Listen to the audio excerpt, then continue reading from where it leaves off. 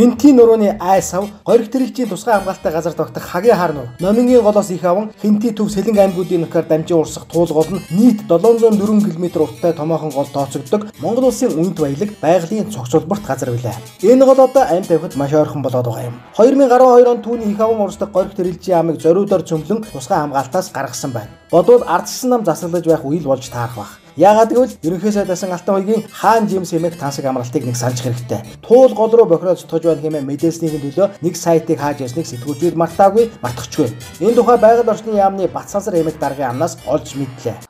За энэ сая гориг тэрэлжийн бас ихийн асуудал яригдж байна. Тэр улсын тусгай хамгаалтанд. За энэ 2012 оны улсын хурлын тогтоолоор энэ улсын тусгай хамгаалтаас гаргагдсан газар юм аа.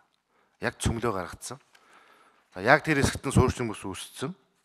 За тэгээ одоо тэр голын одоо яг одоо тэр хамгаалтын бүс улсын хамгаалаас гартсан болохоор тэнд суурьшин бүс үүссэн болохоор тэнд иргэд одоо тэр жорлон барих гол руу шахаж буух гэсэн юм бас асуудал гарч ирээд хамгаалтын одоо тойрон дэглэм хийхэд аяг хүндрэлтэй байл үүссэн нэг асуудал байна.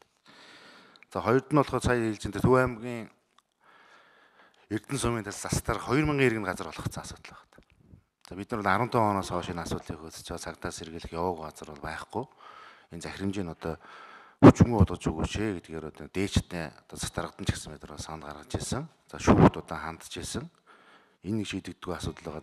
За ингэж тусгай хамгаалтаас гаргаж авсны дараа гориг тэрэлжийн хөөлөн урсах туул голын эрг орчмын хамгийн гоё, хамгийн үзэсгэлэнтэй булан тохой бүрийг мөнгөтэй луухрууд нь хөвчлэн авч амралт зугаалын газруудаар пиг дүүргэн хашаалж аваад иргэдэд хоосон сайр цулгуу хайрганаас өөр туглах газар олдохой байсныг бид амралтын өдөр бүр олж харан дэмэл гасалцгаадаг. Харин өнөөдөр туул голоо аврыг чөлөөлгүй инээдрэ гэсэн гоё нэртэй хөдөлгөөн энтэнд өрнөж гэллээ. Гэхдээ эдгээр чухам юу хийх гээд байгаа нь одоогоор эргэлзээтэй байна. Яг ном ёсоор нь туул голын эргийг чөлөөлн хамгаална гэх юм бол 704 км уртад байн урд хойд 2 эргийн асуудал яригдана. Энэ нь нийтдээ 1408 км урттай газрыг хамгаалах асуудлыг үүсгэнэ дээ. Яг энэ утгаар нь туул голыг хамгаалах гэж дуурал болж байна. Гэвч тэгсэнгүй Марстын гүүрний зүүн урт тулыг л ноцоод байгаа. Хэрэг дээрээ туул голыг эргийг дагаад юу болоод байгааг нүд чихтэй хүмүүр харж мэдэрч байгаа. Баян зүрхийн гүүрнээс Яарамгийн гүүр хүртэлх газар ашиглах гэж асуудал оруулж ирсэн байна. Энэ хэдэн километрийн дотор. Гэтэл Баян зүрх гүүрнээс дээш газар бас л асуудалтай байна. Яарамгийн гүүрнээс доош газар бас л асуудалтай байна. Энийг нэг цогцоор нь ингээд ярихгүй бол бас учир дутагдaltaй байгаа юм. За Улаанбаатар хотоос доошлох юм бол мэдээж Улаанбаатар хотын бохир бузруулаа гэдэг бол одоо цадиг алдсан. Гамшиг. Төв аймгийн Алтан болог сум гээд хүмүүсийн бие дээр аллерги гарахгүй, хамарных нь одоо мэдээ томоо алдагдсан. Бид одоо өөр юу гэдэг, уушиг нь одоо астмтай гэдэг. Энэ болгон бол одоо үнэхээр аимшигтай байгаа. За доошлоод ирэх юм бол Төв аймгийн өндөр ширээт сум, Лүн сум, Заамар сум гэдэг. Зүгээр зарим одоо газар нутгийг там болгоод хийсэн. За энэ бол зөвхөн биокомбинат сонгон амралтын хавцах хэсэг. Үүнээс сайхан ердөө энүүхэн Төв аймгийн Заамар суманд юу болж байгааг сохор зүйлийг биш юм бол харсан байх ёстой. Эко Алтан Заамар хэмээх компани туулын эрэг тулган алдагч шалаан буюу хортой бохиросоо шууд туулгод сутгаж байгаа хийгээд түүнийг эсэргүүцсэн нутгийн иргэд хамгаалтын компани алдагч байгаль суйтгажүү компани хооронд амь тавьсан тэмцэл болоод байгаа. Тэрхүү уухайн дарга нь Монгол улсад хууль гэж байхгүй. Та нарыг хараад өрөвдөж байна хэмээн даналзаа зогсог бид олон нийтийн сүлжээл бичлэгээс нь харсан. Энэ наан зогсож байгаа дөрөв нөхөр. Нэг нь масктай нөхөр сая зодоо үсгэж жагаад цагдаа дуудаад өгчөө. Тэгэх юм бол эдгээр яаж чадахгүй гэсэн байртай юм ярьж байна. Наан зогсож байгаа нэг нь уурхаан дарга болтой нэг нөхөр. Татвар бид нар татвар төлж байгаа. Зодоо үсгийг бүгдээрээ ажилчтай хэлж жагаад тэгээ цагдаа дуудаж цагдаа нар угаасаа бидний талд байгаа гэсэн юм ярьж байна нутгийн цагдаа нарыг. Монгол улс хуулийн байгууллага байдаг байхгүй юу? Чамайг харахаар өргөдчих. За бодит байдал дээр ийм юмнууд болоод байгааг бид өдөр бүр харж гасалж дэвхцэж суун. Харин хавраас хойш туулын эргийг хамгаалан чөлөөлнө хэмээн олонний анхаарлыг өөр дээрээ татаад байгаа өргөдлийн байнгын хороо. Түүнийг ишүүдэд туул голын эрэг дагуу хэрэг дээр юу болоод байгааг олоод харчих нүдчих зайсаг бололтой. Дургууд хүчгүй гэж байна. Өөрсдөд нь ашиггүй байх л да. Уг нь бол өөрийнхөө сонирхсон юмыг судалж мөшгөхдөө их гарган улсууд байгаа нь тус хуралдааны бичлэгээс анзаарагддаг. Зүүн Баян Refinery гэж компани ард амар сайхан гэж хотын иргэдийн урлын даргын компани гэж хэвлэлээр гараад байгаа юм. Би шалгасан бас үний юм байлаа. Энэ өргөдлийн байнгын хороо бүхэл бүтэн ийм асуудал болж явж жагаад хотын даргынхаа газрыг чөлөөлж чадахгүй бусдын чөлөөлөөд ингээд дуусч байгааг харамсаж байгаа.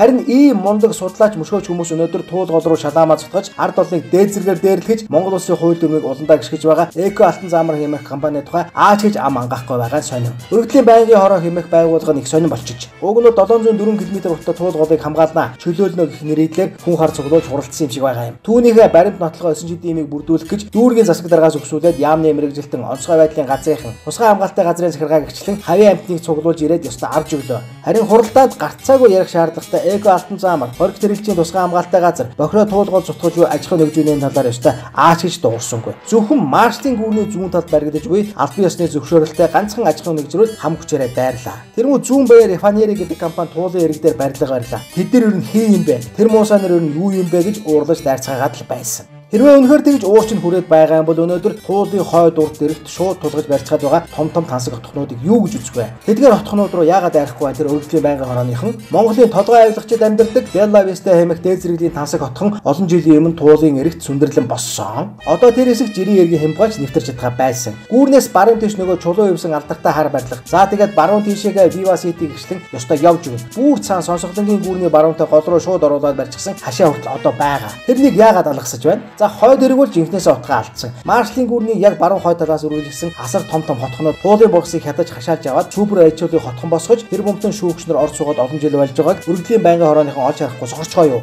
Зохиолж Эрдэнэгийн хүү Буурал Батүл түүнийхүү офшор чулуудаа нар яг туулын далан тулгаж Эрдэнийн төвөл эмэг тансаг хотхон барьчаад удаж байхад гişүүн бүрвдэрч ёстой ичихгүй сайхан худлаа туулж байна лээ дээ тэр хурал дээр. Мөн ичдэггүй ширэн нүрээ. Ер нь бол туулгын айсав газрын Улсын тусгай хамгаалалттай газрын байгаль орчны яам өгдөг. Туулгалаас хоошхын болохоор хотын захиргаа өгж байгаа. Тэгэхээр хотын захиргаа өнгөрсөн 4 жилийн туршид Батүл гэдэг хүн засаг дарга хийсэн тэр хүн газар өгөөгүй би мэдж байгаа. Батүл гэдэг хүн засаг дарга хийсэн тэр хүн газар өгөөгүй би мэдж байгаа.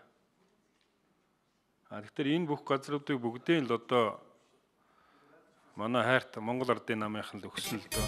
Өнөө алдартай тэр бүмийн үнэтэй River Garden хэмээх отхон чинь туулын яг торгон эрэг тулгаж өрсөн отхон шүү дээ. Өргөдлийн байнгын хорооныхон. Тэднийг бургасдаагүй туулын эрэгт хамаарахгүй гэж том тэнэгтэр та нар. Bella Vista, River Garden, Viva City, чулуу өвсөн хар байшин гэд ёстой хөвч өгөн. Яаж тэнэгтгэхээрээ ингэж тэнэгтдэг байна. Ард түмнийг хэвлэл мэдээллийг сохор тэнэг доромжилж байна уу? Туулыг хамгаална гэж байгаад юм бол маш яаралтай тэр заамарт очиж Эко алтан заамар хэмээх компанийг судал тэр тухай ярилц. Туул гол руу бохироо цуцгаж буй аж ахуй нэгжүүдийн тухай баримт цуглуул. Горих тэрэгчийн орчим туул голын эргийг эзэглэсэн даварсан боссуудыг хөөд зайлуул. Үүний чинь дараа таанарыг захиалгаар сүгсэлцээгүй гэж итгэе. Оюун чимэг гүшүүнээ бүрөвдөрж судлаачаа. Туулгол нүдэн дээр мэн сүнэж ус уурсгалан татарж байхад өргөдлийн байнгын хороо хэмээх амин чухал байгууллагыг булааж авчихад ийм маягаар шоудхаас ичихгүй байна уу та нар? Ард түмэн ухаантай. Та нар шиг хоёр нүртэй хуурамч поподод хууртаа байсан. Худалдаагүй сэтгүүл зүүч бас мерсээр үлдсэн. Өргөдлийн байнгын хороо ажиллаа хийсэн шиг хий, туулголоо хамгаалсан шиг хамгаал. Худлаа дүр эсгсэн захиалгатай шоу хэрэггүй. Бид тэнийг маань хүмүүс биш.